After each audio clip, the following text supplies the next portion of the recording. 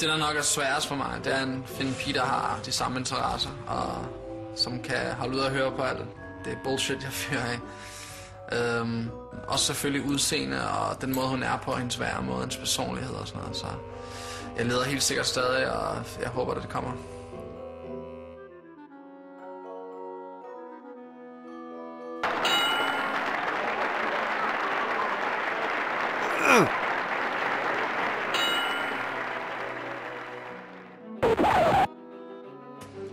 Alt det med boksekamp og sådan noget har overhovedet ikke påvirket mig. Altså, det har været et mediestunt, og det har været totalt useriøst, og altså, der var 10-15 andre kendte, som har sagt nej til at gå op i ringen, og jeg gik op i ringen, og altså, jeg synes næsten ikke, man kan gøre det på andre måder, når man ikke er trænet, så altså, det var et stort PR-stunt, og der kommer meget ud af det, ikke? Så altså, jeg fortryder det overhovedet ikke.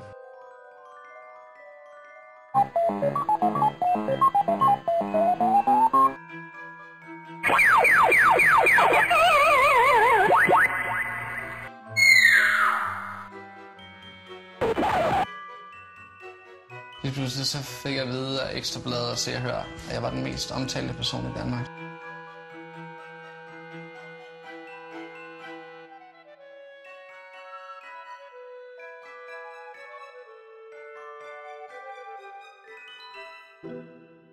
Jeg mødte en pige, som har fået lavet en tatovering med mig, og altså, det er helt surrealistisk. Jeg ved sgu ikke, hvad jeg skal sige til det. Altså, jeg synes, det er fedt, men ja, altså, det var... Altså, nogle gange bliver det sådan lidt... Så kan man ikke rigtig forholde sig til det, fordi det virker for surrealistisk, ikke? Altså, hvis folk vil tro på noget, så tror de på noget, og så... Sådan er det med alle, som er i medierne, så... Altså, jeg kan ikke gøre det bedre end det.